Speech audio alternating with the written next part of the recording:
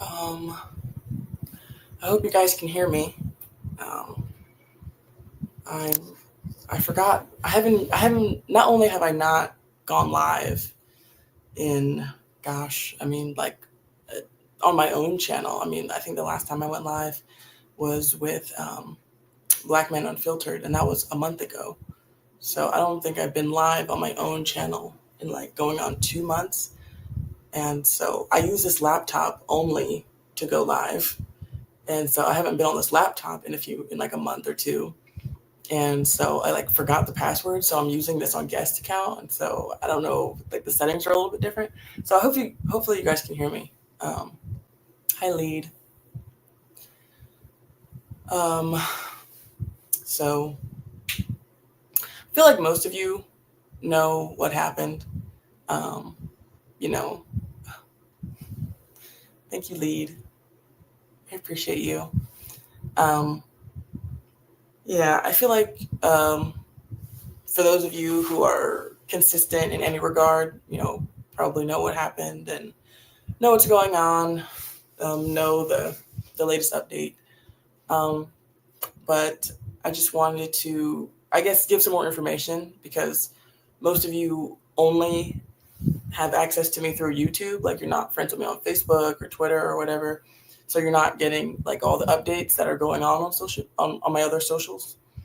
Um, and so I just wanted to give some clarification, um, especially since a lot of you are from chaotic and saw the stream that he did last night, which just completely blew me away. Um, I saw the whole thing. Like, I saw it as soon as he made it. Like, it popped up on my toolbar, notification tab, and I saw my face on the video. Like, what? So just totally blew me away. I mean, just the response from you guys was nothing I would have ever assumed. If you're wondering why I'm wearing this hat, it's my husband's hat. So that's one reason. But primarily it's because I'm in the process of getting my hair done. Um, I had some twists that I had in my head literally like almost 3 months, and I had to get those out. So I'm trying to, my friend was supposed to do my hair. It took longer than expected. So now I'm rocking some cornrows, which ironically my husband hated. But so yeah, that's why I'm wearing this hat. So there's that. But yeah, I just wanted to give you guys some rundown, some more information about everything that's going on. And so, just an overview. Um, the accident happened on Friday, and it was a single car. It was just his car. Um, he We don't know exactly why, um, but he veered off the road and hit a curb and ran into a fence and like a tree, and he was ejected from the vehicle. So that is what happened. Um, and so, um, ironically, well, I don't know if it's ironic or not, but interestingly, um, when it happened, it was like in the front of a neighborhood, and so people that live there, this lady, she saw some commotion, and so she called her neighbor, who's like a doctor or a nurse. I'm not 100% sure, but he came out to my husband, saw him laying on the ground, and prayed with him, and just sat by him and stayed with him until the EMTs came. So that was really nice. I really appreciated that. We actually went to the site of the accident and met the guy, got to talk to him, hug him. So there's that. Um, some people were unsure of his age and my age. Like, Chaotic said that I'm 24. Sadly, I'm not 24. I'm 26. Um, so yeah, I'm 26. He is 26. And our son is 4 months. There's that. But the reason why the stream is called Thank You is because um, my mom, uh, this was her idea. I didn't even think about doing this. Um, but she's very financially savvy. And so, she's thinking about me, thinking about my next steps and what have you.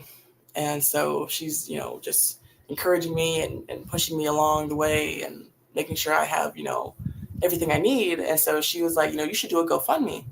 Oh, and another thing, my husband, he does have life insurance. So I have not, since it happened on Friday, and this weekend was a holiday weekend, I have to wait till tomorrow to call the life insurance. But he does have it.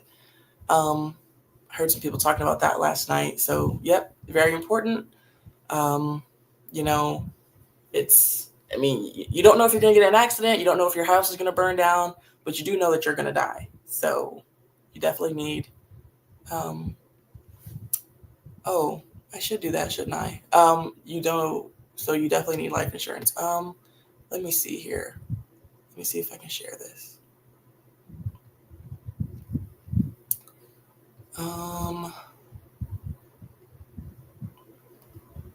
Okay. Okay, I think that should take you to it. Thank you, Lead, for saying that. Thank you, Humble. Thank you, Chukwu and Katalia, J Boogie, Jacob. Thank y'all. Appreciate that. But yeah, I just wanted to say thank you so much. I mean, there's so many emotions and things going through my head right now, as you can imagine. And the outpouring that I've seen, from you guys, from people in my personal life, it's just been, my phone has just been blowing up. I just text message after DM, after phone call, after, just people reaching out in every corner. People I haven't talked to in years. Literally, my old best friend. She and I had a falling out a few years ago and haven't spoken since like 2022, 2021.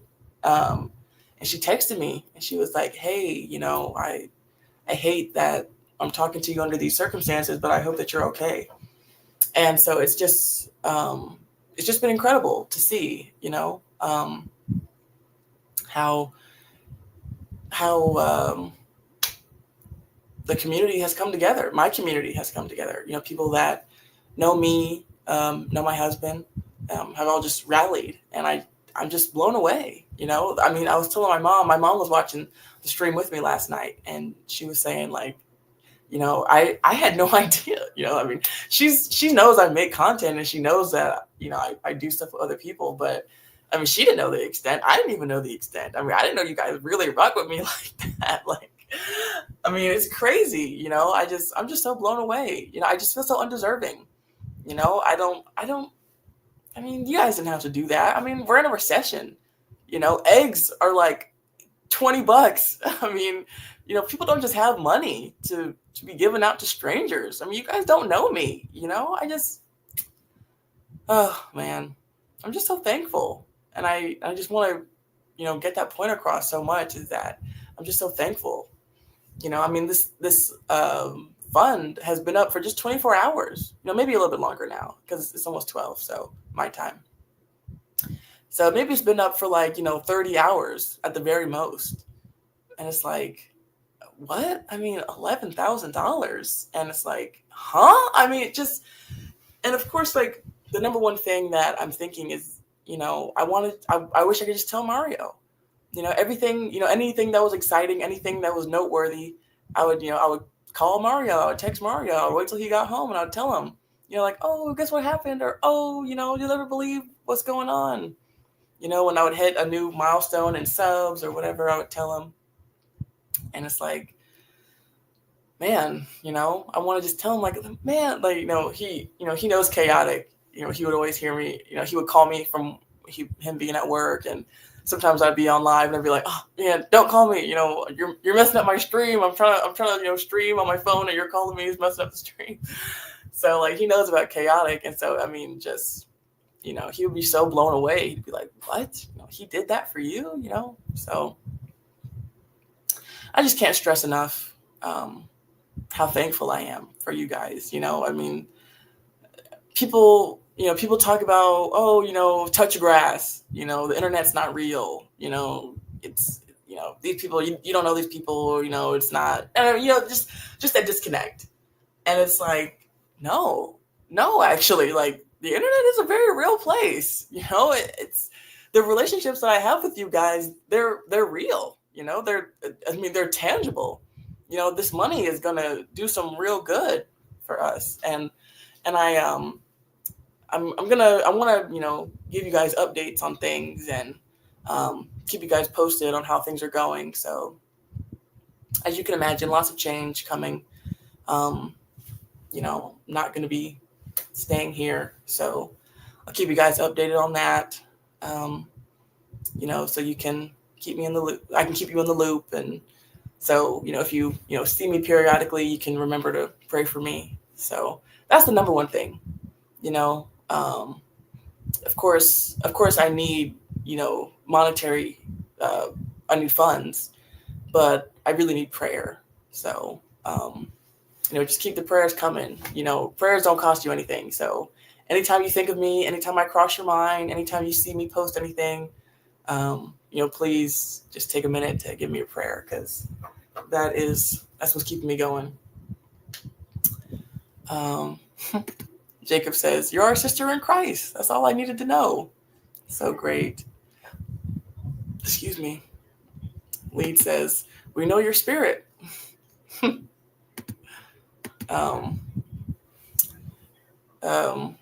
He says, "Mrs. Jenny, I'm so sorry for your loss, but I have you and your family in my prayers." Thank you so much. Oh, humble presidents. He says, "You're our sister in Christ, Jenny, and we love you." And I feel it. People, they talk about, people can talk a good game. Talk is cheap, but the people are really putting their money where their mouth is. Like Imperious was saying, like I told you, I watched the whole stream, guys. I told my mom, it was like you guys were eulogizing me. It was like I had died, the way that y'all were just completely like gassing me up, like giving me compliments I do not deserve. Oh, Jenny's a saint. Oh, Jenny's an angel. Like, relax. It's like, people, they want to say all these nice things about you when you're down, but it's like, let's bring it back to reality, y'all. I'm not all that. Okay. No, but it was just so sweet. I really appreciated that. I think about MJ, that's probably like the main thing with this whole situation, is just the fact that Mario, he was looking so forward to being a dad. That was really the desire of his heart. He wanted to be a great dad. I don't know if I've ever mentioned this, but Mario lost his dad when he was a child. He was like 11 when his dad passed away. And so he has memories. He had memories of his dad. And he loved him. And so he was so excited to be the dad that he didn't get to have. And so, that's a layer of this that, really makes it sting more than, you might even realize. So yeah, he loved the idea of fatherhood, like, as I said before, we were going to have all these kids, so it wasn't just my idea. Like he was all for it. He was just as much a fan of that idea as I was. So, that's really the thing. But, whenever MJ is older, I don't know, 10, 15 years old, somewhere around there, I guess, he might want to, start seeing some of the things that his dad, had, like, videos that I have, for my channel, like our wedding videos up here. We went to Florida, the trip we went to Pennsylvania, I feel like more of you guys probably seen that. That was more recent. So, he might want to start seeing those things, the video I did of our maternity photos, but I will definitely be showing him that stream, when he's older. I'm going to be showing him, like, these people, who knows what YouTube is going to be doing in 15 years, I don't know. But I'm going to ask Chaotic to, like, send me the actual like video, so I can, like, save it to an external hard drive, so I can, like, always have that video, that stream, so I can show it to my son. And so he can see just like who are these people? Or like, why would you, why would they do this? So I just think that's so cool. That, he gets to see the outpouring of love that his parents got. But yeah, so that's all I really had to say. I don't, of course, I don't have anything planned. Excuse me.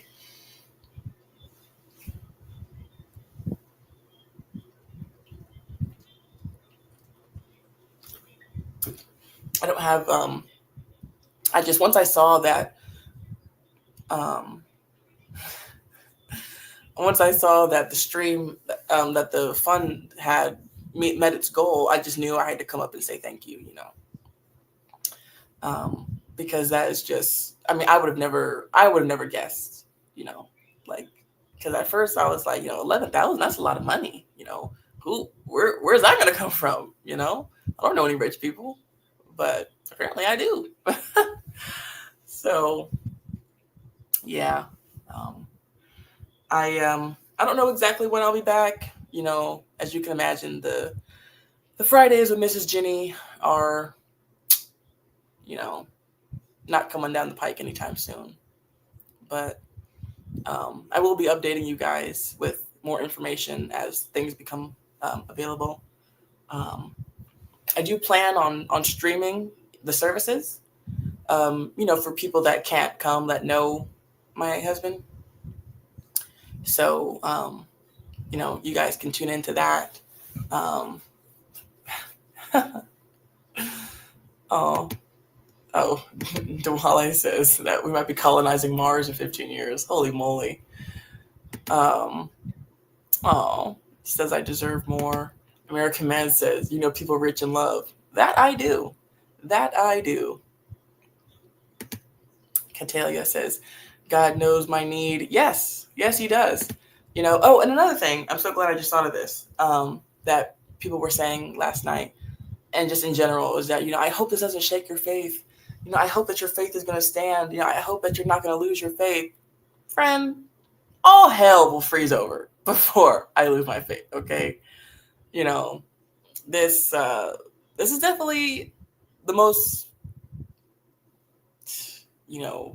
this is the hardest thing I've ever had to do,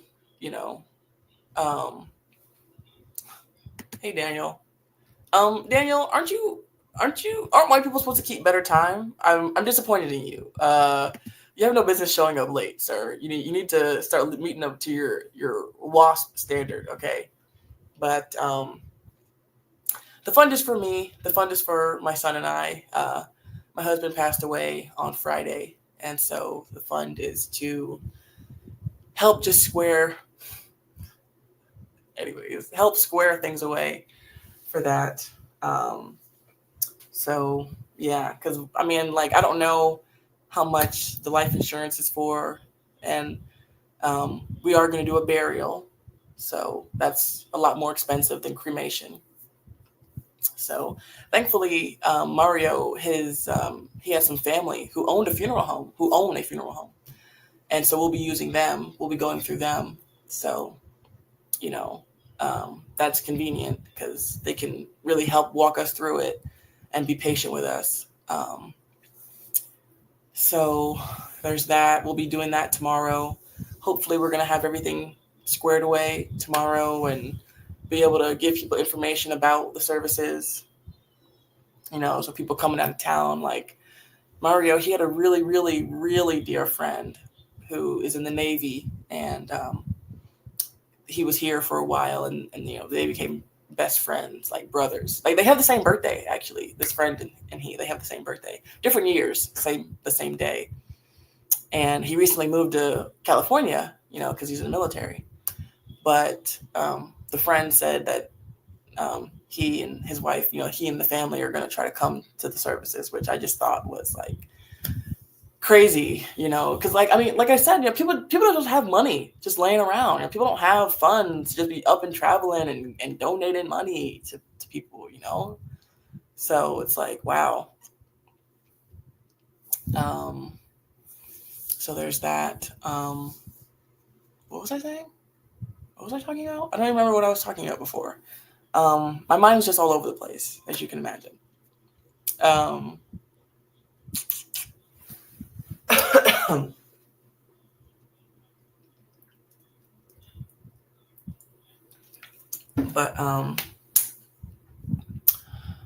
hey Lionel,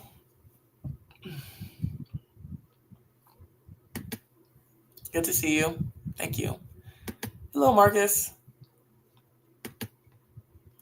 Seeing you guys just feels so good. You know, being able to talk to you guys. I really wanted to like get back into doing the streams and the Fridays with Mrs. Jenny, but it was just so difficult, with MJ because like 8 o'clock is like the time when I'm like in the middle of putting him down for bed.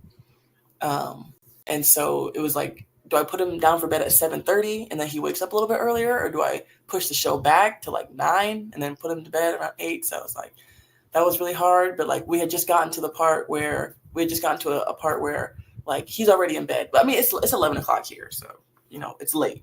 But he's been down for like a couple hours, so it's like now I can put him down earlier. Like I could put him down for 7:30 and then do the show at 8. So I was like, oh yeah, I can get back into the streams and I can get back and build the channel. Like, I just posted about how I'm in the 700 club. I got 700, and then I like went radio silent and I lost 5 subs. So it's like, man.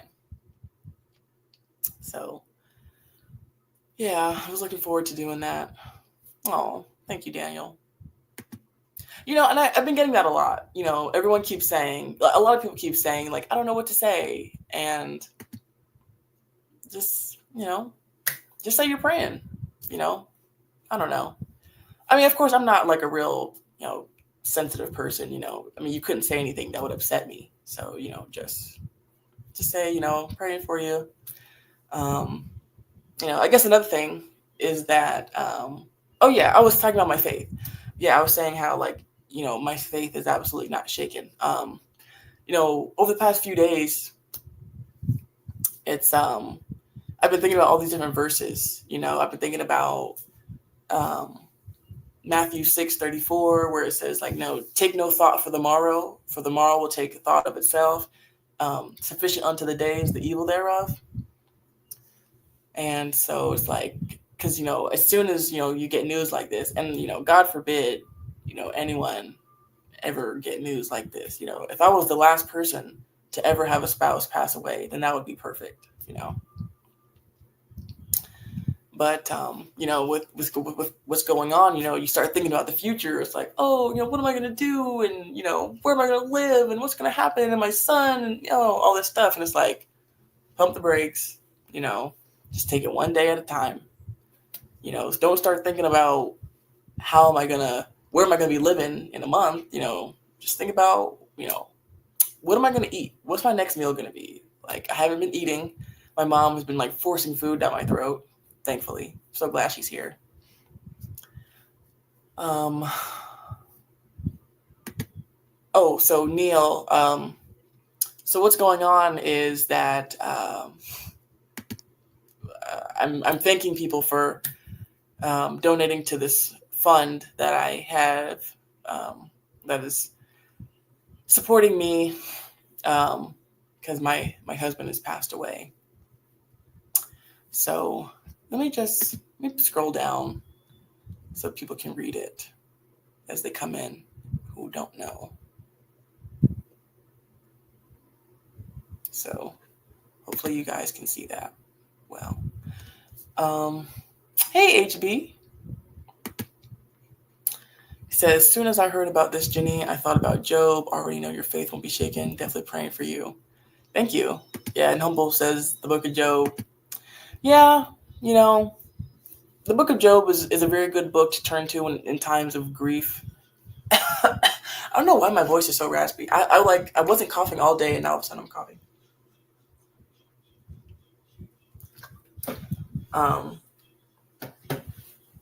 But yeah, the book of Job is a really good book for grief. But I've been thinking about it, not the book of Job, but just what's been going on, and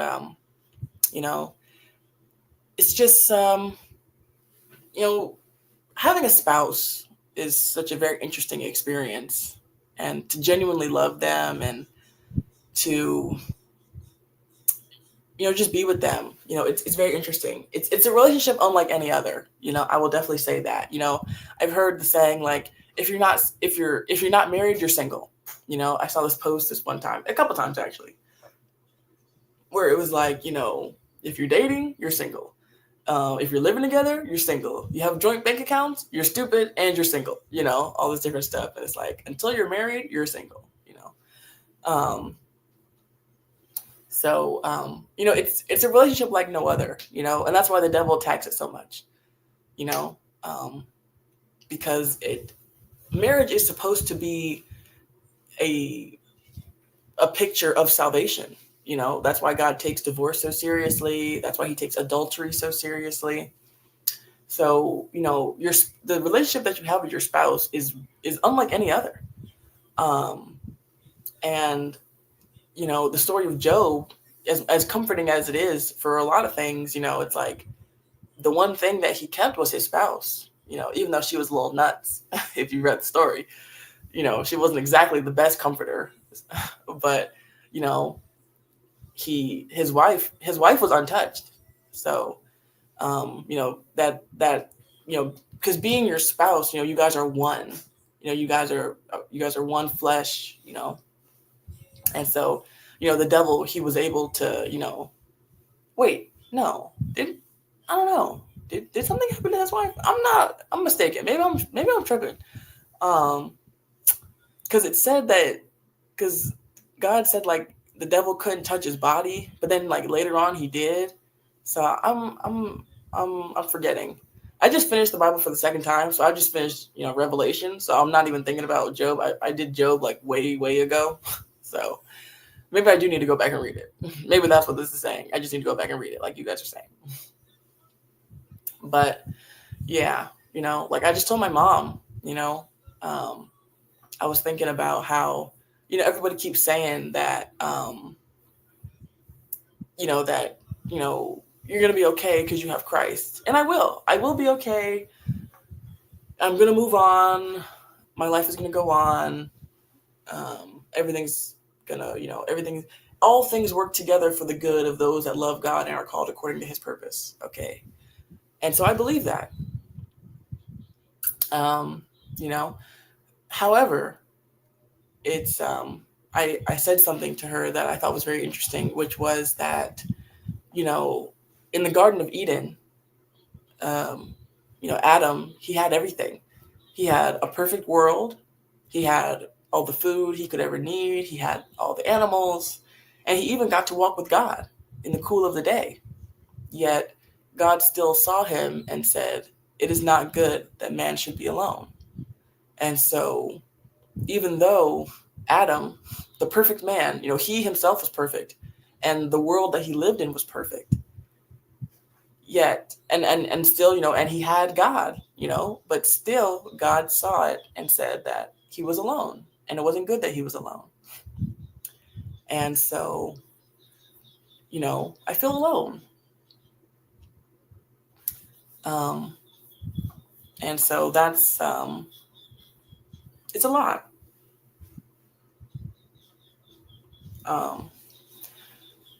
So yeah, I mean, nothing. I know I'm saved. I know I'm on my way to heaven. I know Mario's in heaven. That's another thing.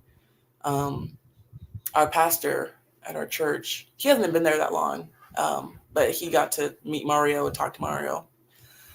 And our pastor, he'll talk about his salvation a lot, and he'll say, like, "Oh, I got saved in 1986," and he was a missionary, so he got saved. And he was also in the military. So he got saved in Germany, and he'll give the address, like he'll give the day and the address, and he'll be like, that's when I got saved. And I was thinking about Mario, and for Mario, he got saved on February 26th of 2021. I can't remember the address. It was where we first lived. We got married. We got married. He got saved, right before we got engaged, because I told him I couldn't be with an unbeliever, and that's a whole nother story. I think I have that on my channel too. I talk about that, so you could see that if you want. But yeah, so he got saved, and then we got engaged, and then we got married. So yeah, so it's like I know I'm gonna see him again. It's like, we do not mourn as others mourn. We don't mourn like those who have no hope. For one, Mario, his faith is now sight. Like the song says, Lord, haste the day when my faith shall be sight. And he sees it. My pastor today, he talked about Mario in the service. I mean, how could he not? So he brought him up, and he was like, Mario, he doesn't have any more hope. He doesn't need hope because he sees it. Like he doesn't have any more faith. He doesn't need any more faith because he sees it. He's there. And so I don't know if I've ever talked about this up here, but MJ, he's actually our second child. We had a first child in 2023, but that child passed away at 11 weeks gestation. We had a miscarriage. And so now, not only, during that time I was grieving, not anything like this, but, I was grieving. And, people would say, well, you're going to see your baby again. Well, you're going to see your baby, not again, but you're going to see him. And, children, they go right back to heaven, and, you're going to see your child, and it's going to be beautiful, and, all that stuff.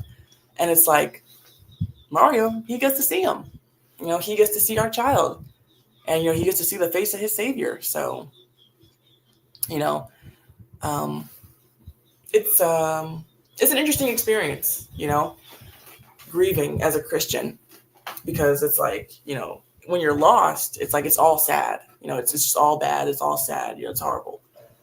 But as a saved person, it's like, it's very sad, of course, being 26, having a wife, child, your whole life ahead of you. Like, we were going to live on a farm, and we were going to have chickens and pigs and, make everything from scratch. And we were going to just grow old and, eat sea moss and eat liver and have 14 children. And we were just going to have this whole big thing and just, live this whole life. But, I don't know. I don't know exactly. I've been thinking about a lot of things. I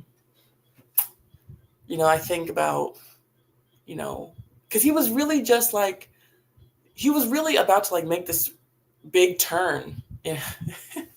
Yes, HB, CMOS. Mario, he was big on that. He was big on, Dr. Sebi and all that stuff, and wanted me to take all this stuff. Like, I have all this stuff here, all these different supplements that he was taking.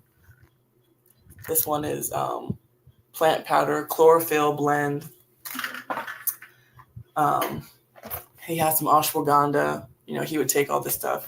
As soon as he would ever get any type of, tickle in his throat or sniffle, he would take all that stuff and like drink turmeric and, Ceylon cinnamon and all that stuff. He was real into that. I think I lost my train of thought. I think I just lost my train of thought again. What was I saying? But I was talking about how it's different for Christians to grieve.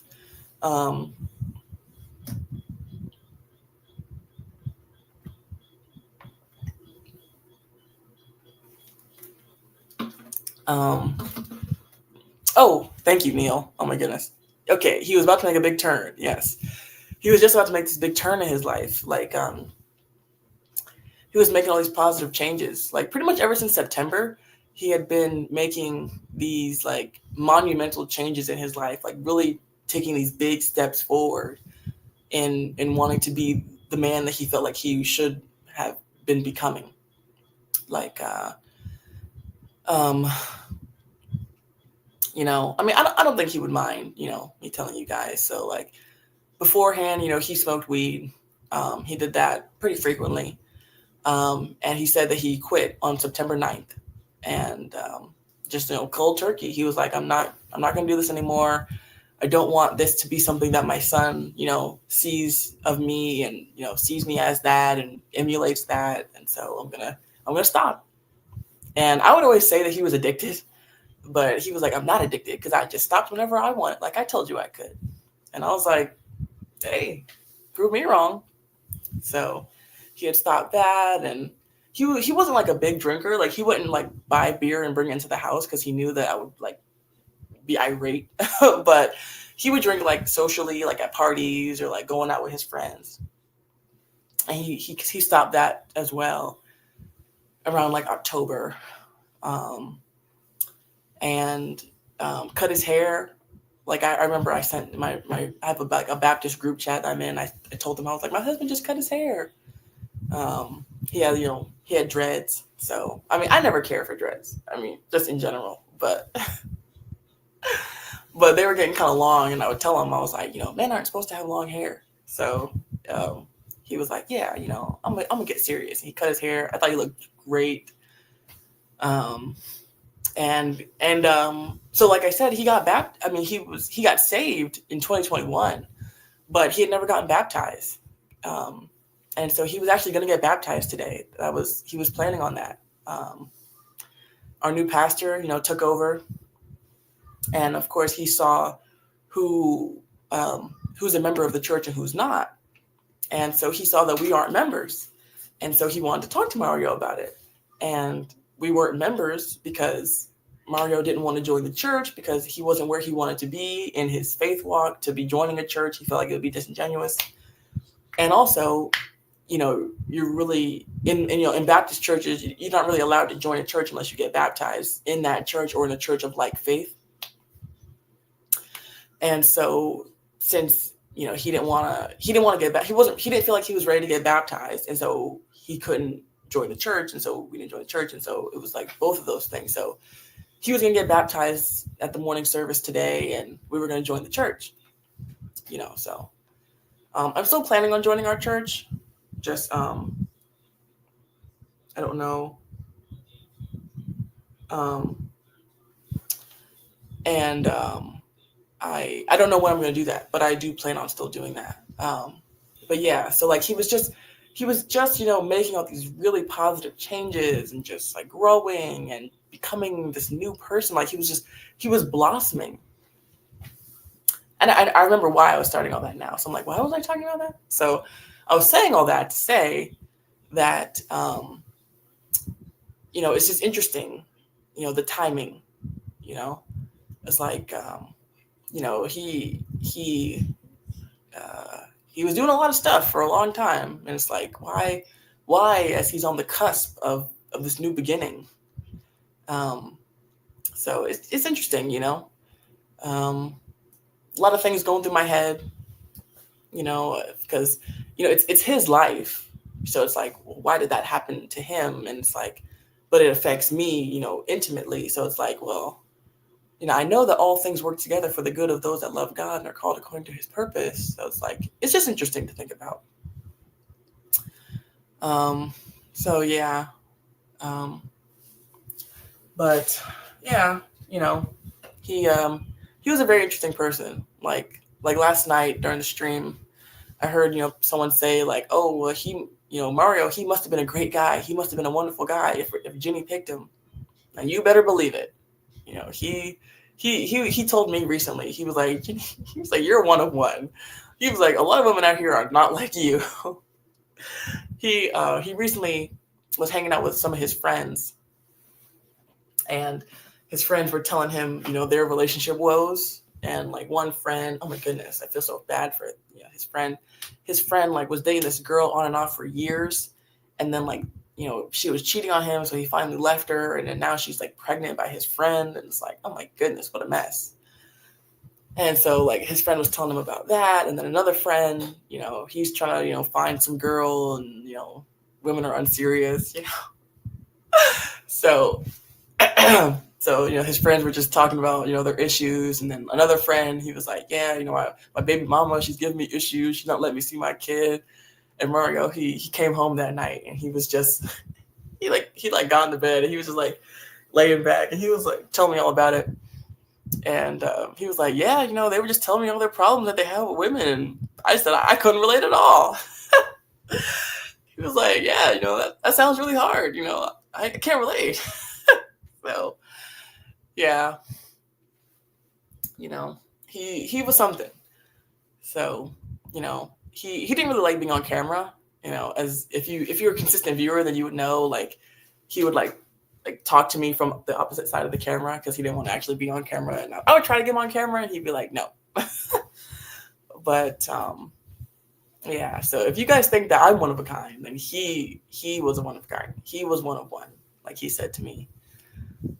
So yeah, I said I was not going to be up here long, and now it's been almost an hour. Oh, thank you, EAE. I appreciate that so much. I was just saying, just about you guys and how the stream last night, I saw the stream. I watched the whole stream from beginning to end. And, it was funny. You were timing out people and banning people for saying slick stuff. I thought that was so funny.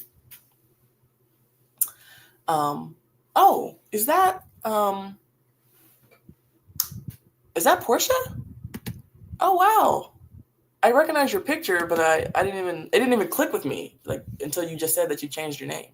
So, hey, it's so good to see you. I'm so glad that you're here. Yeah, he was definitely not a fan of the camera. Unless he was with his car, and you were like, hey, can I take a picture of you with your car? He'd be like, he was standing there all day. So he loved that. He loved his cars, plural. Oh my goodness. So for those of you who don't know, we just celebrated our 4-year anniversary. So we were only married for 4 years. And honestly, I would have to probably check with the DMV to just see just how many. But I'm sure, I think we probably went through like 15 cars, like at least 10 cars in the time that we were together. And that just blows my mind. Like because he just loved everything about cars. Like he loved looking at them. He loved driving them. He loved talking about them. He loved working on them. So he would just always be on Facebook Marketplace all day, looking at cars, like looking at cars the way like women look at clothes and like look at, oh, I'm gonna buy these pair of shoes. He'd be like, oh, next paycheck, I'm gonna save up and I'm gonna buy another car. And it's like, what do you think? We don't have this kind of money. Like, he thought he was Jay Leno or something. Just had all the space and to have all these cars. So, oh man, and it drove me even more crazy because, being that I stay at home, I'm the one who has the time to go to the DMV and fight with them all afternoon and register all these cars and do all that. So it was like, oh man, like every time he got another car, oh, I need you to go to the DMV for me. It's like, not again. So yeah, he and the car that he had the accident in was a project car that he had just bought like 2 months ago. Maybe not even that long ago. Maybe it's been like a month and a half. I mean, it was new to us. It was a Mazda Miata. Apparently those are special, I think they still make them. I don't know. He made it seem like it was a big deal. And a lot of people around town would like stop him and be like, oh my gosh, is that a Miata? So when he found that, he found a really good deal for it. So when he found it, he was so excited, and we got it. We got our tax refund, and that was the first thing that we bought. We bought another car. I was like, oh man, I can't wait till we get our tax refund so we can pay off all this debt. No, we got another car. So yeah, and he was working on it, and like he said it was like mechanically very good, but his main goal was to like paint it and like revamp it. And his grandfather on his dad's side is retiring this year. And so they were going to work on it together. That was going to be their project car, and they were going to spend time and, just fix it up and work on it.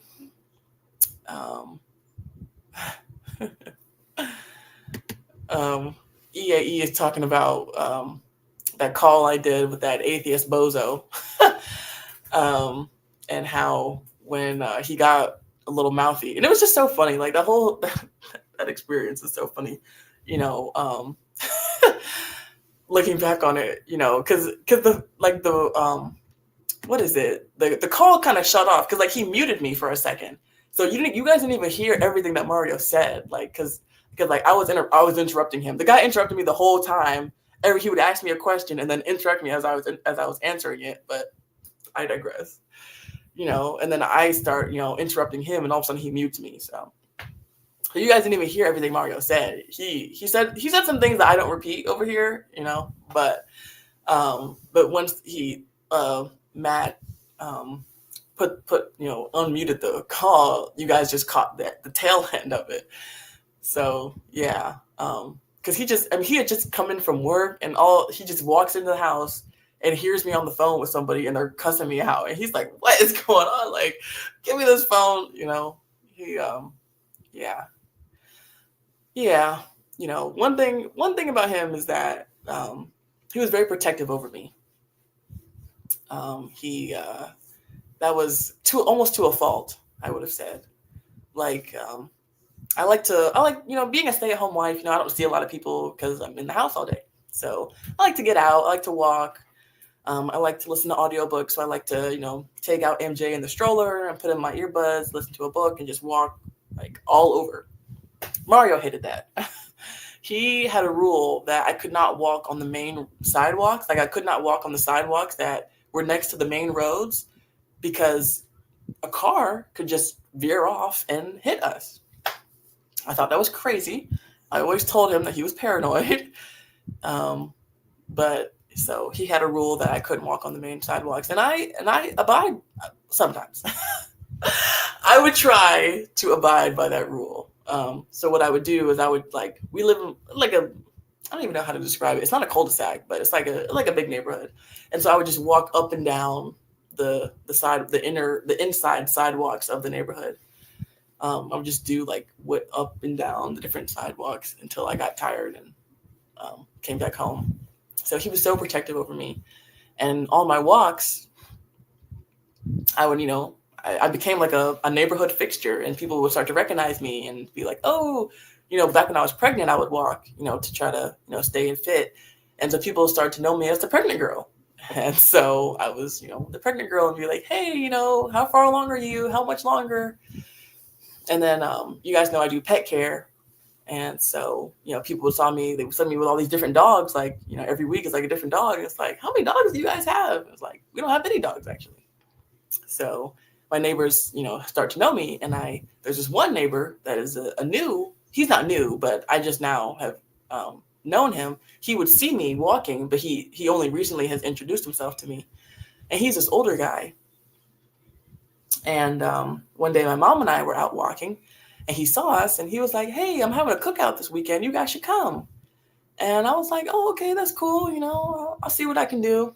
And I didn't know if I was really going to go. But I thought, you know, hey, I'm Mrs. Denny through and through. So I was like, I'm going to try to get him saved. And so I was like, I'm going to go to the cookout.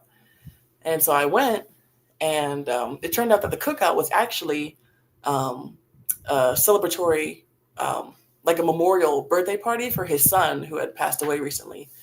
So they were celebrating his son in that cookout. And anyways, so at the end of the cookout, the neighbor who invited me, his brother passes out. They call the paramedics, you know. So and this is this is just like a block or two down from my house. So, like I said, this is my neighbor. So, you know, the EMT and the fire truck, they come, sirens, you know, lights, everything, you know, to come get this guy. Thankfully, he's okay. I checked with my neighbor. His brother's fine. But he passed out, drinking, dehydrated, you know, so. But yeah, and so, of course, you know, Mario, his ears perked up. He was like, "What's going on?" Calls me 2 or 3 times. Eventually jumps in the car, and I heard his car, like, he had a loud engine. HB talking about Miata. Yeah, he was living his best life. He was. I mean, you know, a friend of mine asked me, she was like, is there any way that, this might have been intentional? Could he have, done this on purpose? And I told her, I was like, oh no. Oh no. One thing about Mario, he loved his life. He loved everything that he had. He loved our raggedy apartment. It's not an apartment, it's a duplex. We live in a duplex. So it's like a house, but we share the building with someone else. So it's like we have our own house. I don't know. Like, I don't know how to fully describe it, but he loved where we live, even though I don't hate it anymore. I've done a lot of things to it to make it livable and decent. But when we first started living here, I hated it. He loved this place. He's always loved this place. He was like, it's mine. I pay all the bills here. Like, I support it. Like, it's mine. He had like a great sense of pride, being able to have his own place. So he loved living here. He loved all his raggedy cars that he bought every 6 months. He would buy these cars, work on them for a little bit, get tired of working on it, sell it, buy another one, and always do that. Like, oh man, we had so many cars. Yeah, I mean, and he loved me. He loved coming home to me, seeing me, and then he loved his son. He loved MJ, even though MJ was really not very fond of Mario. Being that I'm breastfeeding, MJ just wants to be with me all day. So whenever Mario would come home, he'd be like, "Hey," and MJ would be like, just give him the blankets upstairs. And like whenever he would pick him up, he would like just immediately start crying. So he was like, soon you're going to be eating solids and then I can feed you and then we're going to be friends. So he was really excited about MJ starting solids. So yeah, I mean, it's a very strange accident. You guys, you could look it up. His name is Mario Jones, accident in Norfolk, Virginia. So you could look it up. And you could see, what it looked like, but it was just strange, it was a weird accident. One of his friends came by today to pay his respects and said what he thought possibly could have been the issue. So that was very eye-opening. It's very interesting.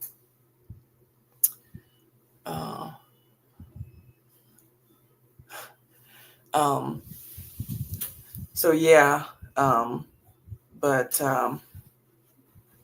what was I saying? I said his friend came over, gave me some information about the car as to why the accident might have happened, which was very eye-opening. What was I saying before that? Oh yeah.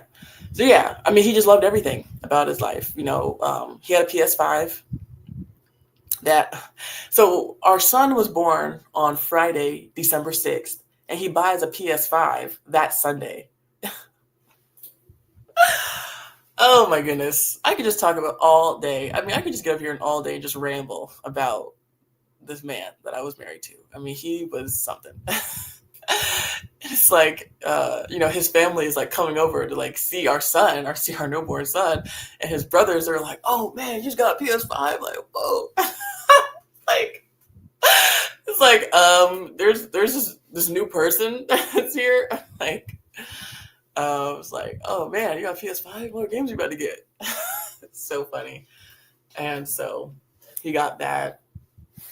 And for our anniversary, I got him a monitor because, playing on the TV wasn't good enough. The graphics weren't good enough. He had to get a gaming monitor, to step it up.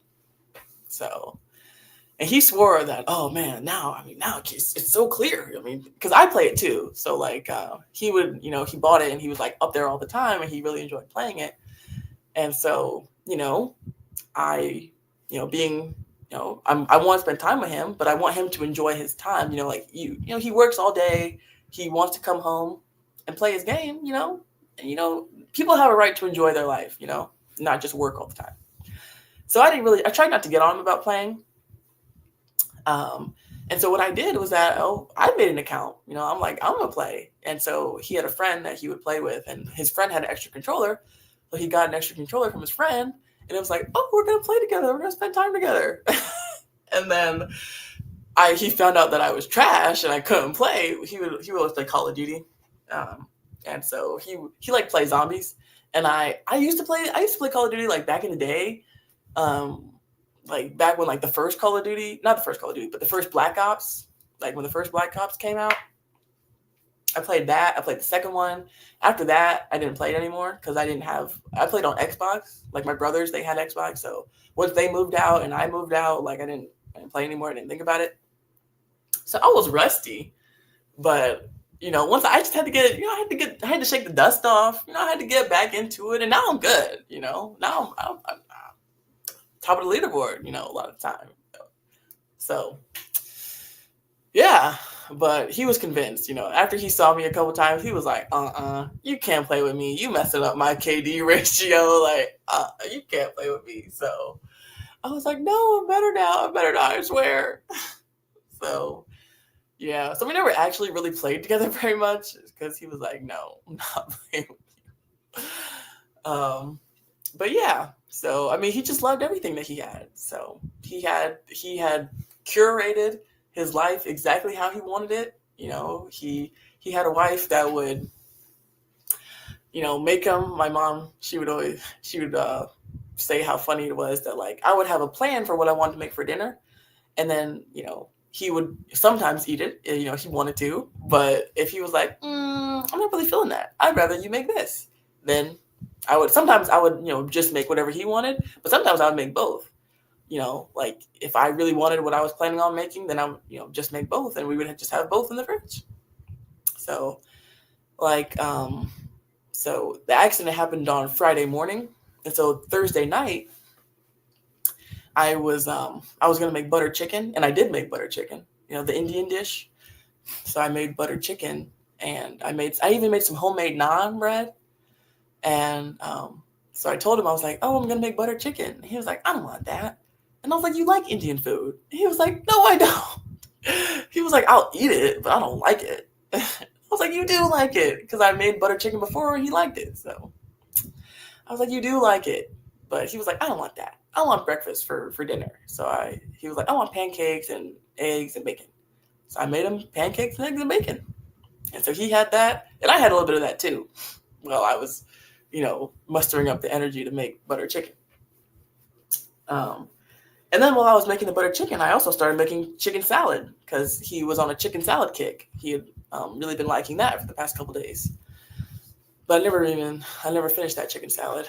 But finished making it, that is. I forgot I needed boiled eggs, so I forgot to boil the eggs that night. But anyways, so yeah, he just, Mama Carol, a full life every day. He wanted for nothing. He had everything that he wanted. He was a really simple guy. He liked to have, nice things. He would always say that these are investments. These cars that I'm buying, I know they look like luxuries. I know they look like we can't afford them. I know it looks like I'm just spending money on things that I want, but in reality, they're investments because they're assets, you see? And that's what he would always say. He'd be like, if our back is ever against the wall, we can just sell our cars and then we'll have money. But if we just have the money, then, something could happen. But if we have assets, then we'll always have money. That was what he had always, cooked up in his mind. That was his thinking of logic. So, yeah. He says, I inspired him to make breakfast burritos with the meal prep video. He said before that, I never did it before in my life. You said you made them, but like you were having an issue with them or something? Like you didn't know how to fully wrap them or something? But yeah, he liked those. I hadn't made those in a while. Oh my goodness. I like those. I would like to meal prep a bunch of them and then just keep them in the fridge and pull them out. Yeah. So those are great. Mo Love. Hey, Mo. Says, I'm in your prayers. May God strengthen you as you go through this difficult time and keep the baby covered in blessing. Thank you so much. Portia says, I've always loved the stories you've shared with us over the years about your husband, your relationship with God, and the relationship that you both cultivated together. It's always been inspiring. Well, thank you. It really blew me away this one time where I was getting my hair done at this beauty school. And it was like this young girl. She was like 18, 19. So young girl. Oh my goodness. I'm just a girl. Oh my gosh. Anyways, but yeah, this late teenage girl, she was doing my hair. And she and I were talking, and I was talking about Mario. Like literally, all I do is talk about Mario. Like today, my pastor and his wife took me out to lunch after church, and it was a few of us that went. And there was this new girl that started coming to the church, and she was there. And so I was introducing myself to her, and she was introducing herself to me. And like anytime she would say something, I would like have this knee jerk reaction to be like, "Oh, Mario and I used to. Oh, my husband did this," or "Oh, that reminds me of something when Mario used to." And it's like, I. It's like I literally I was just Mario's wife. Like that was my whole life. It was my whole life as being Mario's wife. And so it's like anytime someone says anything, like when we went to this place called Mod Pizza, where it's like Subway but for pizza. Like you can make your own personal pizza and they make it right in front of you, and it's like quick and fast. And I made like a supreme type pizza, and so when they were putting the sauce on, they did like a scoop and they swirled it around, and I almost said I almost asked for extra sauce because Mario always got extra sauce on pizza and he always wanted extra sauce. And so whenever we ordered pizza, he always reminded me, even though he didn't have to, because I remembered, oh, make sure you get extra sauce.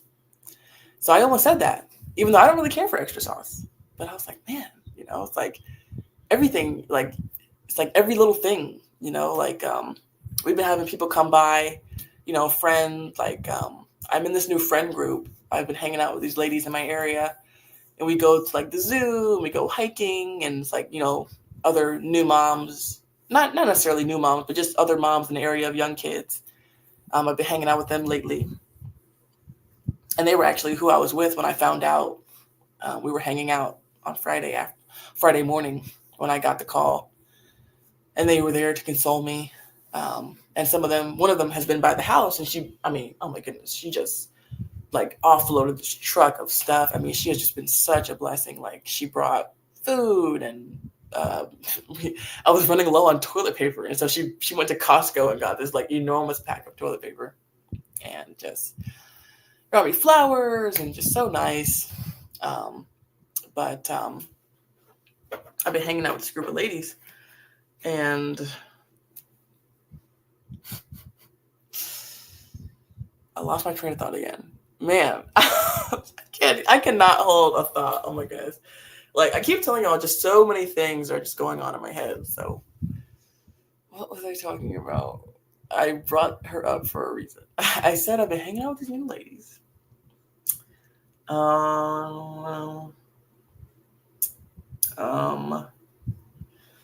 brought them up for a reason. I said I've been come on, y'all, help me out. Okay, I can't remember exactly why I brought them up, but basically I've just been hanging out with these new ladies. Oh wait, what was I gonna say? Because I've been hanging out with them, and they just like have been like just pouring out love to me and showing me love. And it's like I don't even like know them that well. Like I've only been hanging out with them recently. Like these are new friends. It's been like 8 stories. I'm just all over the place, guys. This is just rant hour. This is just listen to Ginny reminisce. Okay, so we're just going along for the ride. Okay. Oh, okay. Talking about a 19-year-old girl. Okay. All right. Thank you. I'm so glad that you guys are paying attention. Okay, that was a test. Okay, so I was talking about the girl that was doing my hair. Why did I get off on my friends that I've now been hanging out with? Anyways, so I was getting my hair done by this girl, and I was talking about Mario. Oh yeah, I remember how I got off all these tangents. But anyways, to finish this story, I was getting my hair done, and I was talking about Mario, and she was like, "Oh, you're married?" And I said, "Yeah." And she was like, "How long you been married?" And I said, "Oh, 3 years, going on 4 years." And she was like, "Oh, that's so cool. I'm dating this guy, and I don't know what to do. all this stuff. And her boyfriend actually went to the beauty school with her. So he was there and I saw him. So she was like, yeah, that's him. And she was asking me advice about her boyfriend.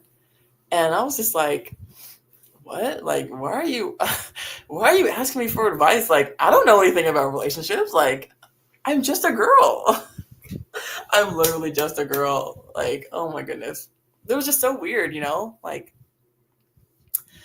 like being in a position where, now younger people are starting to like look up to me as somebody who knows something about something, like somebody who can actually give advice. And it's like, I had my Saturday podcast with, Black Men Unfiltered, where I was giving marriage advice. But even that felt kind of funny. Like, that was his idea. He wanted me to start doing that.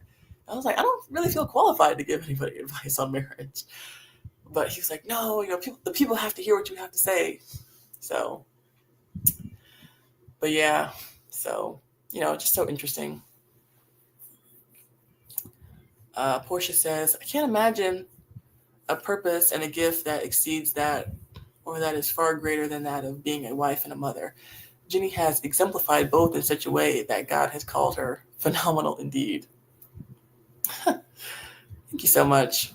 There's this verse in Proverbs 31 where it's talking about the virtuous woman. And it says that she shall do him good and not evil all the days of his life. And I would think about that a lot. That verse would pop into my mind. Excuse me. Hold on.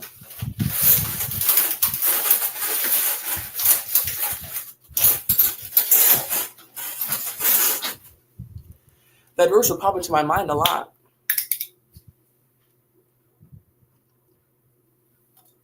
Just like, throughout the day, he asked me to do something I don't want to do. And I'd be like, I don't want to do that. But I would think, she shall do him good and not evil all the days of his life. Or all the days of her life. I can't remember whose life. But, yeah, I would think about that a lot. And I really wanted to be that. Of course, the virtuous woman in Proverbs 31, she's a caricature. It's not a real woman. I don't think any one woman could really ever meet all of those standards. But, it's an aspirational thing. It's a goal to, want to strive for. And so, I really, I wanted to be that. I was, working to, be as much of that as I could. And so, yeah, I really like that. I guess, I don't know. I like for as long as I can remember, I've wanted to be a wife and I wanted to be a mother. And so, I've had other goals in my life. I've had other things that I wanted. But that was always like, one of the main things. Like, I would never let something else stand in the way of those things. So it's like, like I used to do nails. I think some of you know that. Come on. Portia, I know you haven't been here in a while, but it's King James only around here, girl. So that is the verse, but that's the wrong translation. So it's been a while. I know I haven't been here in a minute, but we're not switching up. So, but no, thank you for bringing that up. Yeah, Proverbs 31:12. But yeah, so that was always just like the forefront of that was like in the back of my mind. That is. So like I remember when I was like 19, I met this guy, and I really liked him. I met him on Tinder, and we were going on dates, and he told me that he wanted to be a chef. And so to try to impress him, I bought an Instant Pot to learn how to cook because I didn't know how to cook. I couldn't even scramble eggs before I was married, guys. Like, it was bad. And so I bought this Instant Pot because I was like, oh, I'm going to impress him, and I'm going to show him that I can learn how to cook, and we're going to learn how to cook, and, that'll be cute. But then, things broke down. Turns out he was married, so that relationship didn't work out. And so, but I kept my Instant Pot. And so like all the recipes that I ever learned were like Instant Pot recipes. Cause like Instant Pots were like all the rage back in the day, like how air fryers are now. It's like how Instant Pots were. So like there was like, oh, all these different Instapot recipes, and so I'd watch all those, and so everything I knew I learned from how to make an Instapot. Oh. Yes, EAE. I told you about that. Why do you still have that New King James? I told you about that like a year ago. um, but yeah, so that was all I knew was just Instant Pot recipes, and then coincidentally, all things happen for a reason, I suppose. Because when I met Mario, he was living in a garage top apartment. Wait, like a loft, like it was above someone's garage. Like he was living with his friend's mom, and so like she had a house, and then it was a detached garage, and then he was living in the like studio apartment above it. And so he didn't have like a full kitchen. He just had like a sink and a long counter. And so he had like a hot plate, like the plug-in 2 burners, and that was all he had, and an air fryer. And so when I came into the picture, I brought my Instapot and my Instapot meals, and then we were set. So yeah, there we go. Come on now. Proverbs 31:12. She shall do him good and not evil all the days of her life. Okay, so all the days of her life, not even all the days of his life. So yeah, so it's not even like, once he's gone, you can start bad mouthing your husband. You're still supposed to do him good and not evil.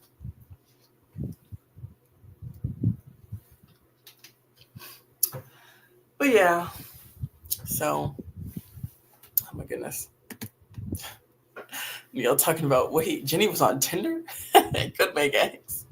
Yes, oh my goodness. Because I had this weird mindset. Like, in hindsight, it was really crazy to think about, because it's like, you don't build your well when you're thirsty. You build your well, beforehand. So it's like, I had this mindset of, I'm gonna be unserious until I meet a guy who makes me want to be serious. But then it's like, if I meet a guy who I want to get serious about, I'm not gonna be qualified for him, because I'm gonna want to be serious with a serious guy. So it's like, why would he want to be with an unserious woman? It's not adding up. It's like, I'm gonna lose weight when I meet a fit guy. Like, what?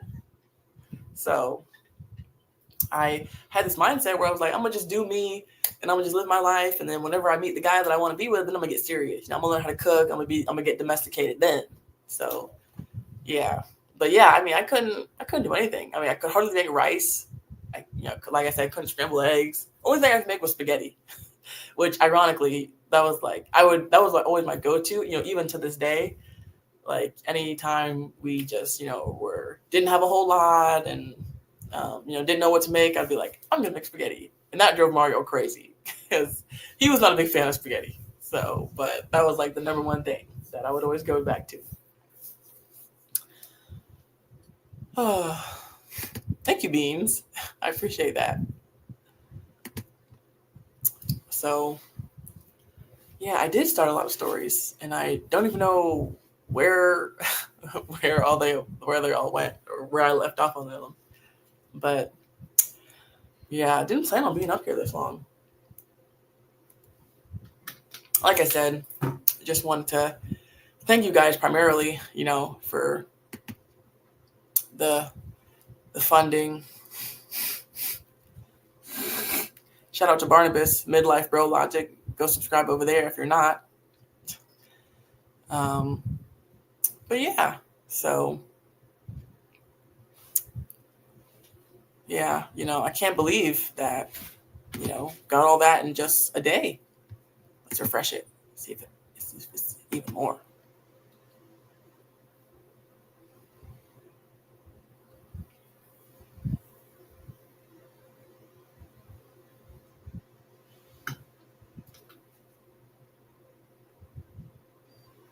Okay, it's taking a while. Okay, I think it's the same. But yeah.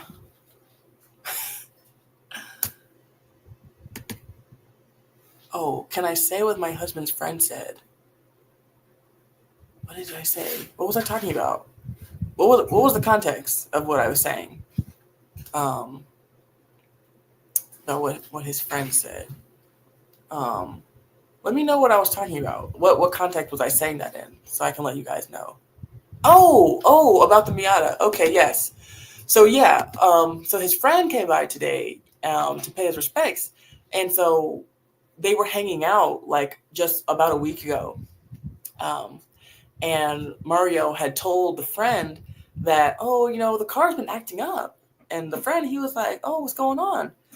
And he was like, when I rev the engine, it'll stay revved and it won't come back down immediately like it's supposed to. So like even if he presses the brake, it's not like the rev would still be high for like a minute and it wouldn't come back down. I don't know. That was kind of how he explained it. I might be not explaining it right. If you're a car person, you probably understand better. But that's kind of what he was saying. So like if he's driving and he is, like, I don't know. I don't know if it was like if he was accelerating, it would like really accelerate, or if it was like him going the same speed, then it would like make him accelerate. I don't fully understand what the problem was, but basically it was something with the like acceleration and the revving. Um, oh, okay. The idle was sticking. It was a manual. It was a manual car, so maybe. Um, but yeah, so like the car would like not it wouldn't brake how it was supposed to, and so that was what Mario had told the friend, and so he was like, "Oh man, that sounds serious. You can't break your car," and so um, he was thinking that, oh, maybe that has something to do with it, which makes sense because he was a very excellent driver. I gave him a lot of grief because he did a lot of risky stunts behind the wheel with me in the car, which I did not find amusing at all. But he always managed to get out of it. I mean, I would like close my eyes, honestly. Like sometimes he would do things, I would close my eyes and I would open them again and we'd, be around whatever he was like navigating around. And so I'm like, what in the world? But yeah, I mean, he was an excellent driver. He had been driving since he was like 14. So he knew what he was doing. So it was weird that on this straight road, he would veer and have this accident. It didn't make any sense looking at it. But so with that new information that we got today, it made it made a little bit more sense, thinking about that. Because it's like, oh, well, maybe he was driving and a car was around him and he wanted to get around the car because the revving was messing up, the accelerating was messing up, and then so he couldn't brake, and so he tried to veer and then trying to get around the car, and then that's what caused the accident. So that kind of shed a little bit more light on the situation because it's like, okay, it would make more sense if it was mechanical failure versus driver error because he knew how to drive. So it's really strange. Carol says there's a float in a carburetor. It can get stuck too. The RPMs kept sticking. That's usually a clutch issue. The clutch only has to do with would-be engagement. I don't know, y'all. That's way above my pay grade. But yeah, so that might have had something to do with it. So that was some very eye-opening information. But yeah. So, and this friend that came over, he has a Dodge Charger, and he let Mario drive it the last time that they saw each other about a week ago. And he said that Mario was the only other person that he let drive his car, because he like the friend, he's still making payments on the car. So like if someone crashed it, he would be really up a creek. But he let Mario drive it because he knew Mario was a good driver. So he thought, oh, so sweet, let him drive it, be the only person. So, hey, Wendy, good to see you, girl. Last night on Chaotic, he brought people up to, talk about me. But, I mean, I would drop the link, but, none of you knew him. So it's like you don't really have any stories about him. But Wendy met him briefly when we were in Pennsylvania. So she got to see him for like 4 hours. So that's nice. HB says, if the RPMs are sticking and he engages it, would it be easy to lose control? Those Miatas are a real wheel. Well, I don't know if that's a known problem, with them. This one was a 93, so it was an older model. So, hey, She says, I'm praying for you. I appreciate that. People I feel like nowadays, people are getting kind of sick of, thoughts and prayers. People, they mock that now. They're like, oh, thoughts and prayers, great. What am I going to do with that? But, but, I appreciate it. As a Christian, thoughts and prayers are very important. So, the prayers of the righteous avail much. The prayers of a righteous man availeth much. So, especially, my fellow, NIFB or IFB friends, I trust in you guys' salvation, so I know that you guys' prayers are not just bouncing off the ceiling. So, I really do value you guys' prayers. So, that means a lot.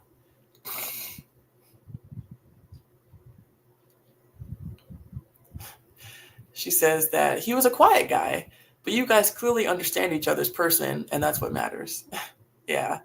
He was reserved around people he didn't know or people that he wasn't friends with. Like he would get wide open around his friends. I mean, he really could light up and be the light of the party around his friends. Like whenever I would go with him to one of his events, he was not shy. He was not a wallflower at all. But if he was accompanying me with my friends, he would just, be very reserved and, be more like a fly on the wall. So, yeah. Says, how am I feeling? I don't know. I feel a lot of things. I was, like I was saying earlier on the stream, like a friend of mine who I haven't talked to in years messaged me and asked me, she was like, I know this is a dumb question, but, how are you feeling? And I was like, it's not a dumb question because I feel a lot of things, I feel tired. I feel drained. I feel grief. Excuse me. I feel a lot of things. I was telling my mom that, this feeling is so inexplicable. It's hard to really wrap your mind around, going from seeing someone every single day to not seeing them at all. And one way I put it was that it's kind of like being in a room that's full of smoke, and then like the smoke will dissipate from the room. So it's like every day that I get up, I'm one more day removed from him. And it's like every day a little bit less smoke is in the room. And then eventually, I don't know if the room will ever not have smoke in it, but it's just, less and less every day. So that's kind of how that's like the analogy, I guess, or metaphor that I feel, fits it right now. But yeah. So yeah, a lot of things. Honestly, I mean, I've been up here for like an hour and a half. I am really proud of myself that I have not like started tearing up. Because sometimes, when I talk about certain things or certain memories, it'll make me tear up. But I just love being here with you guys. Like, I love talking to you guys. So it's lifting me up. Like it makes me feel really good. Oh man. So Red Girl, she says, I lost my husband 13 years ago. He was in a car accident as well. We had 4-year-old twins at the time. It's not easy. Lean on your faith, family, and friends. You are not alone. Oh my goodness. So man, Red Girl. So being that, you've experienced this, are you remarried? Do you ever see yourself getting remarried? How long did it take for you to really feel like yourself again? Just how long did it take for you to feel like you kind of bounced back kind of thing? I find that very interesting. And how old was he when he passed? And how old were you guys?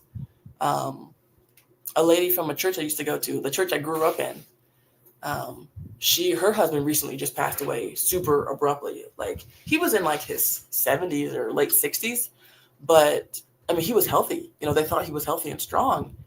And, he's on the phone with someone. He's on the phone organizing because he was like on staff at the church. He did Sunday school. And so he was on the phone with someone talking about, Sunday school, the lesson for Sunday school, and just drops dead, in a second. And they didn't do a full autopsy because autopsies are expensive. But they were like, he probably just had like a stroke or an aneurysm and just gone. Like they had plans. Like they were like she was getting ready for the day. Like they were gonna go get some flowers and like potted plants and had plans. And just gone in a second. So I've been wanting to reach out to her and talk to her. Michi, hey Michi. So basically, I don't know what this is. I came up here to just thank people and go, but now it's just turned into, a reminisce-a-thon. But basically, I'm up here thanking people for donating to this GoFundMe for my son and I, because my husband passed away this past Friday. And so I'm doing that, and then I'm talking about him, talking about all the crazy stuff that he did. Wait, what am I saying? You said he was saved, and my pastor talked about how when his dad died, he just knew he passed, but wasn't dead because he was alive. And when he sees him again, his dad will have a new body that is incorruptible. Yeah. And Mario was saved. So, it's not goodbye. It's see you later.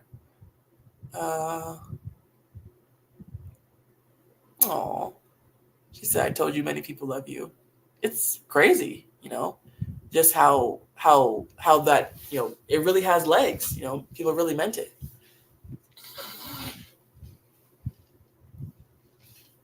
He says, I'm one of the strongest people that he knows. I don't know. I saw that you guys posted about the fund, the GoFundMe on you guys' story. I appreciate that. Cassidy's really nice.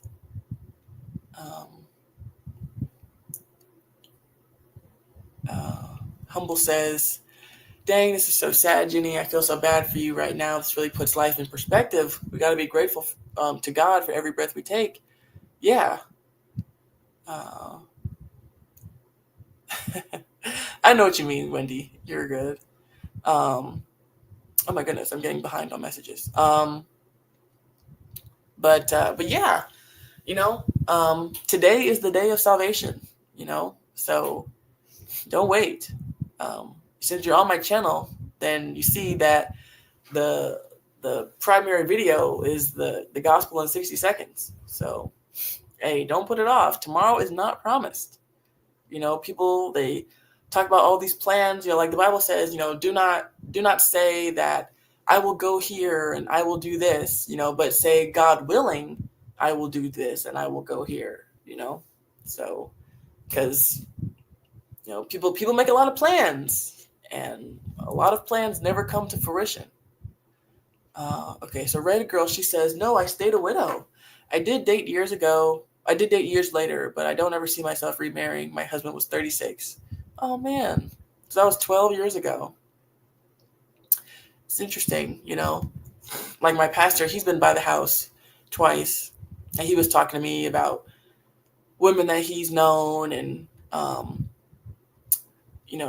experiences that he's had with things like this. And he was saying how, some women, they take years to get remarried. And then some women, it's like, 6 months later, they're remarried. And it's like, oh my goodness, could not even imagine.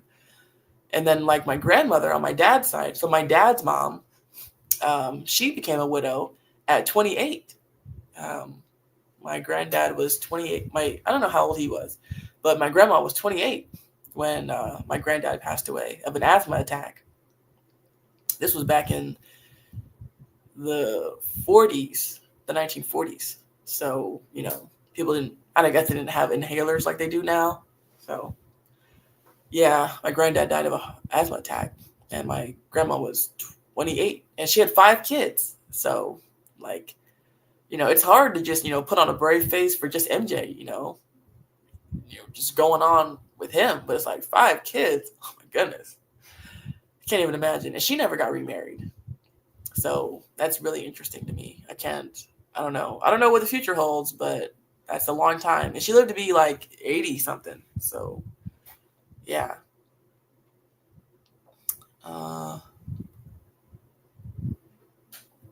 Wendy says that I hope you keep an open donation thing so people can keep helping you. Yeah, my mom was talking about that. She was like, even if you meet the goal, you can still keep it open and people can still give if they want. So, yeah, I was saying earlier in the stream that he has life insurance. So, the money that people are donating is not all the money that will come. And then MJ can now get Social Security from Mario. So, we'll have that.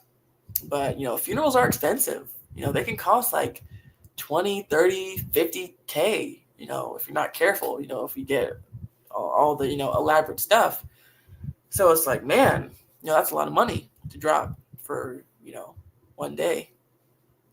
So, you gotta separate the sentimental from the practical, like a wedding, people get carried away with these weddings, and our wedding is up here. So if you want to watch that, you can, but you'll see that was very basic and bare bones. So, hey, the blood of Jesus is priceless. That's what you need. That's what you want when you're on your way out. Okay. You can be buried, in your backyard, but as long as you got the blood of Jesus on you, that's all you need.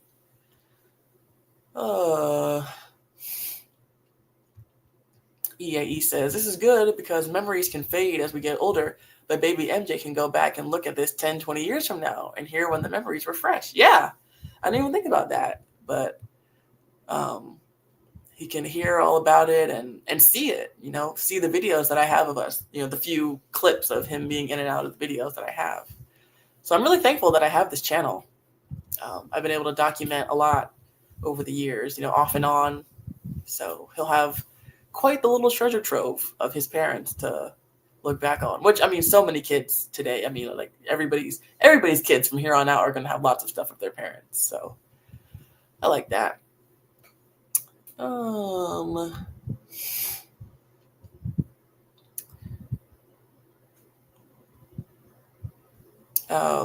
Portia says, yes, we've been posting you nonstop. We are all here for you in whatever way we can be. I appreciate that.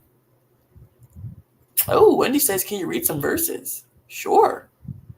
Hold on, let me blow my nose.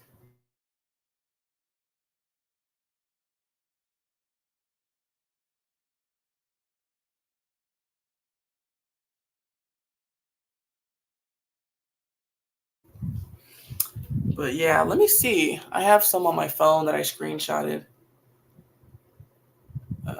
So let's pull some up. Let's read some verses, Let's get in the word.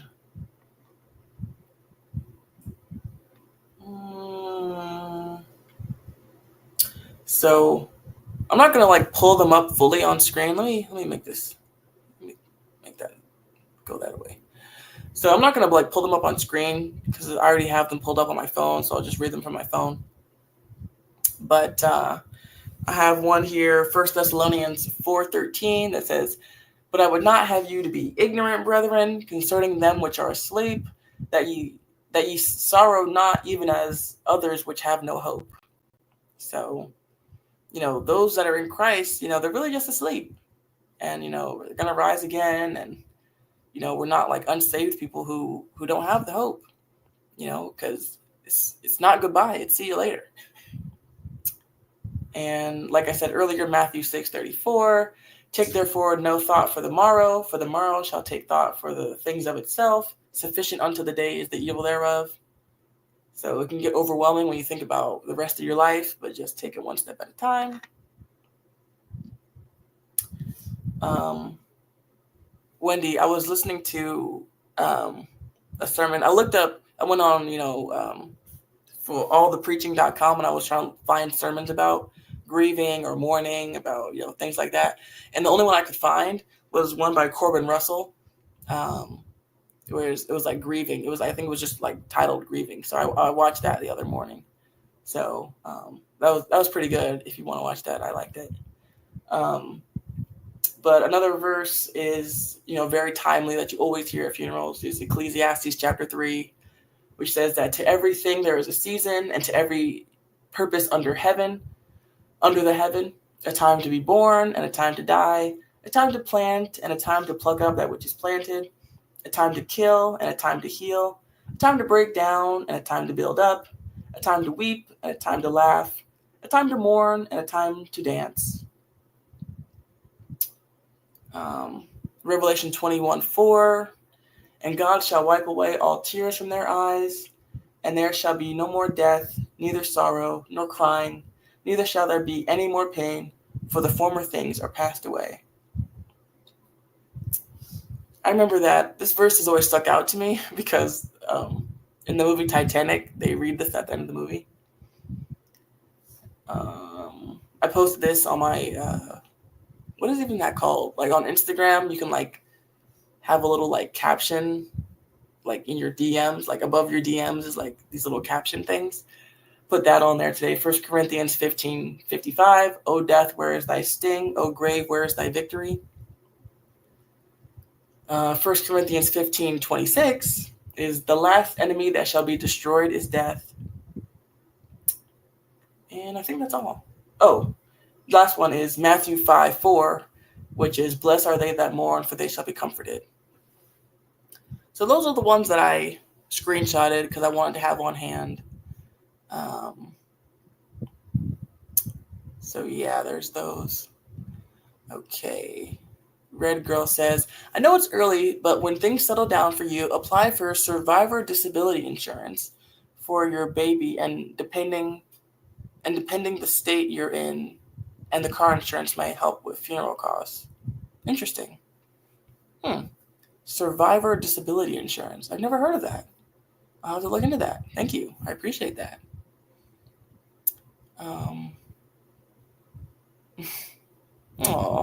Wendy says that she's glad she can spend time with me here because she can't be here physically.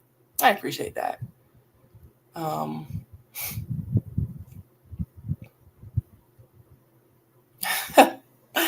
Neil says, tell us more stories. I'm really behind. I'm like 5 minutes behind on the messages.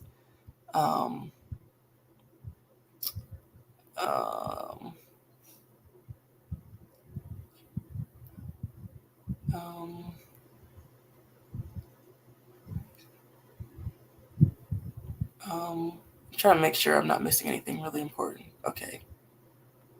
So yeah, I'm all caught up. I think I'm all caught up now. But Neil says, tell us more stories. How did he propose to you? So it was really informal. It wasn't like, took me to Pappadeaux's and, told me to dress up and had this really elaborate plan and had the waiters come out and there were sparklers and, nothing like that. It was, because he had been asking me, like, oh, I think we should get married. And like, just kind of saying it like that, like, oh, I think we should get married, or, oh, I want you to be my wife, for like a little while before it was like official. And I was kind of apprehensive because we had only been dating for a very short period of time. Like we only dated for 5 months before we got married. But by month like 2 or 3, I mean, he was like, yeah, I think marriage sounds like a good idea. I was like, whoa. So he had kind of like, soft launched the, proposal for a while. But actually, like I said earlier, he got saved on February 26th of 2021. And after he got saved, because I have a video where I talk about all this, in more detail. But I think it's Virginia Tries to Get Married. I think that's what I titled it. But we were dating, and then I actually broke up with him because he wasn't saved. He was a Jehovah's Witness. And I knew that he was a Jehovah's Witness when we were dating, but I was trying to I was like trying to put it to the back of my mind, and I was like trying to tell myself that I was going to get around to converting him, and we were going to not be unequally yoked. But it had just gotten to the point where I was like, that book, the poem The Telltale Heart by Edgar Allan Poe, like the guy, he just is driven insane by the heart of the guy that he killed, and like it drives him to the point where he just has to confess. It was like that. It was like I knew that what I was doing was wrong by dating an unbeliever, and it just got to the point where I was just like, I had to like, felt like I was going to jump out of my skin. And so I told him, I was like, I can't be with you. It's like, because he had kind of gotten to the point where he was like, well, I know people who are, interfaith married and, they go here for church and they go there and, everything's great. It's fine. I can respect your beliefs. You can respect my beliefs. It's all gravy. And I said, you can do whatever you want to do, but you can't be with me and be a Jehovah's Witness or, be not a Christian. And so we broke up. But once he got saved, like pretty much like right after he got saved, he was like, so now we can get married? And I was like, yeah, we can. And so I guess that was kind of technically when we got engaged, but like he didn't have the ring then. I don't remember how long it was after that he got the ring, but he went to a local pawn shop and he drove me over there. He had bought it and then he kept it there. And then like, I guess the day after he bought it, he drove me over there and he went to go actually like pick it up. And we were just sitting in his car and he was like, will you be my wife? I was like, yeah. And so I'm still wearing them. I don't know when I'll ever take them off. I feel like eventually, it'll be appropriate to take them off, but I think what I'll do is, if you can see, so for Christmas, my mother-in-law, she got me this necklace that says MJ for my son. It's for him. It has his little birthstone on it too. He was born in December, but since they have the same name, it can just stand for the both of them. And so what I'll probably end up doing is putting my rings on my necklace, so it'll stand for MJ, and it'll be like a triple quadruple entendre. So. So yeah, that was how it was like. It was like a snowball of proposal. It wasn't just like a one thing. It was like over the course of like a month. So there was that. I don't know. I mean, of course, like I have 4 years worth of stories to tell. It's like I don't even know where to begin. But I don't want to be up here all night. It's already getting late. I mean, I can't even believe it's almost 1 a.m. Like it doesn't even feel like it's that late. But I guess I'm just kind of a little wired, being up here talking with you guys. I really need to go to bed because I need to get up early. I need to make a lot of phone calls tomorrow. Is his family JW too? Yeah, on his dad's side, his paternal grandparents are still JWs, and he has an aunt who's a JW.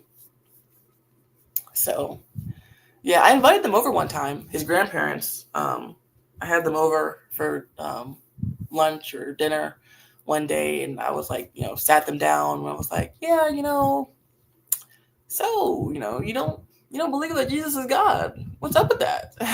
And they were like, oh, yeah, and they were showing me, and, the New World Translation. So, yeah, I mean, he was just kind of, sitting there, like, just kind of like nodding along with me. He was like, yeah, isn't that interesting? But, yeah, so, I'm still working on them, pray for them. It's hard to get your family member saved. Wendy, because you're a soul winner, but it's hard to get your family member saved because they don't really take you seriously. They see you as like, I don't know.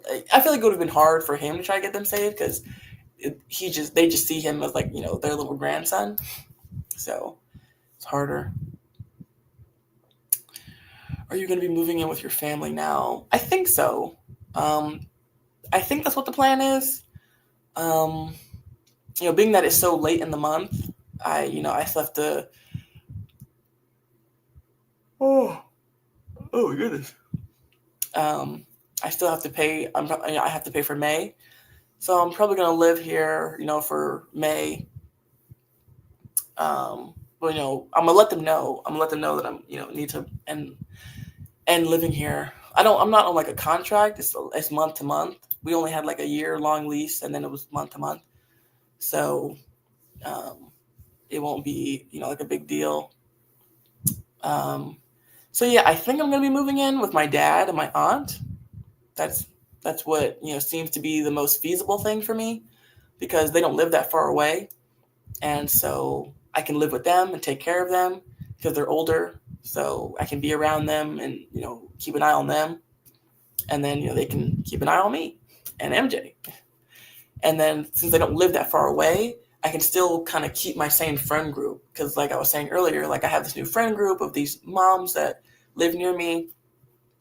And so I want to, keep seeing them and keep being around them. So I don't want to, be super far away. So I can still, maintain that friend group and like go to the same church and all that stuff. So that's my plan, but we'll see. Had a lot of plans, a few days ago, and plans change. Yeah, they don't take you seriously at all. How many years? We were married for 4 years, so we just celebrated 4 years on March 20th. So yeah, I don't have the flowers, but I still have the little, like, he got a little bouquet and a balloon for our anniversary, and I still have the balloon. This is one of those stick balloons, like that's on a little skinny stick, and it's just, it's not like a balloon that goes up in the air. So I still have that. But yeah.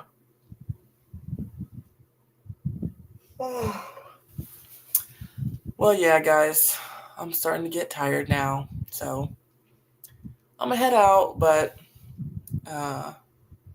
like I said, I'm gonna keep you guys posted, and the services are gonna be live streamed.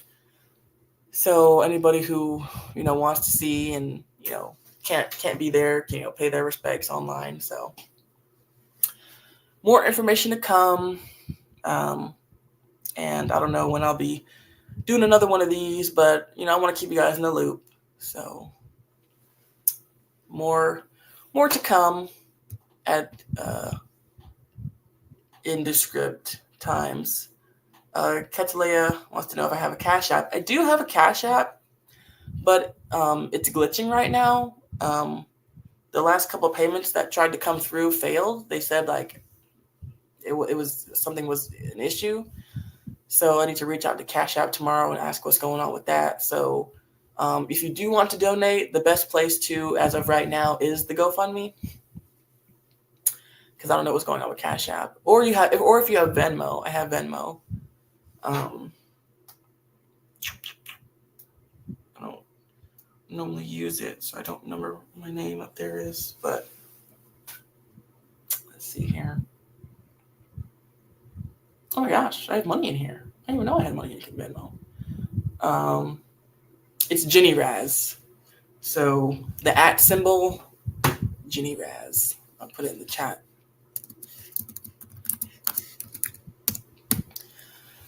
So yeah, so either the Venmo or the Cash or the GoFundMe. As of right now, the Cash App is down.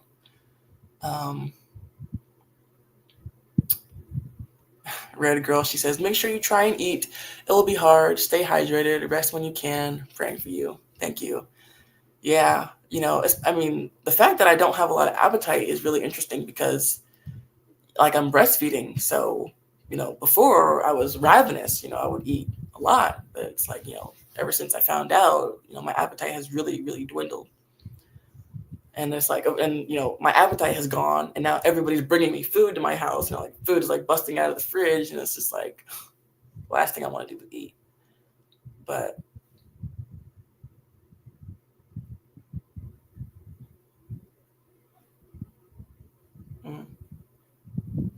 I think MJ might be waking up, so I need to go.